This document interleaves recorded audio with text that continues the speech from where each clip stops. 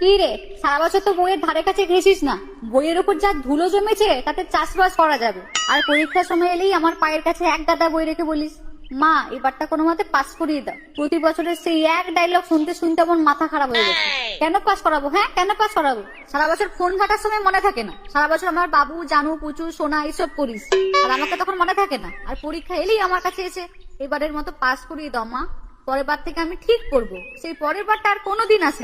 আমার বিন্নাটা দেখেছিস? তোদের মাথায় মেরে না মাথা ফাটিয়ে দিব, দেখবি? তোরা কুল খেয়ে চলে আসবি, তোরা স্নান না করে চলে আসবি, তোরা অঞ্জলি না দিয়ে তোরা গার্লফ্রেন্ডের সাথে বেরিয়ে যাবি, আর দিন শেষে আমাকে বলবি পাস করিয়ে দিতে। এক টাকাও পাস করাবো না। ও কাকিমা, আমি সত্যি বলছি, আমি সব বই চাইনি, কিন্তু এরা ইচ্ছা করে দিয়ে যায় না পড়ার ধান্দায়। টিনা দিয়ে মেরে মাথা ফাটিয়ে দিলে না বুঝতে পারবামো না। কলিমলি চলে কি রে? হ্যাঁ, ওটা কমলে লোচনে মন্ত্র শুনবি না, তখন বলবি না অঞ্জলি দিতে আসিস কেন? এই জন্য তো তোদের কিছু হয় না।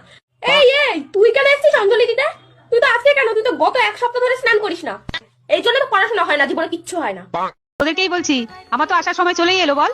আনন্দ তো আর হচ্ছে না, তাই না? ঠান্ডা কেমন পড়লো বল। কিন্তু এইবার যদি তোরা স্নান না করে আবারও আসিস, অঞ্জলি দিস, তাহলে সব কটাকে না ডাহা ফেল করিয়ে দেবো। বুঝবি তখন হতচ্ছাড়া গুলো। আর হ্যাঁ, প্রতি বছরের মতো এবারও যদি কুল খাস না পুজোর আগে, তখন দেখবি এই বিনা দিয়ে না তোদের মাথা ফাটিয়ে রেখে দেবো। দেখবি তখন কিরম লাগে। আর হ্যাঁ, এবারও তো তোর কপালে কেউ জুটলো না মনে হয়, আর জুটবেও না। তুই ওই সিঙ্গেলই থাকবি রে জানোয়ার। আর হ্যাঁ, তোদের বলছি, পড়াশোনা না করে আর আমার কাছে এসে ওই নাম্বার চাইবি, একটাকেও ভালো নাম্বার দেবো না। যা গিয়ে পড়তে বাস। এই গেলাম আমি, দেখা হচ্ছে খুব তাড়াতাড়ি।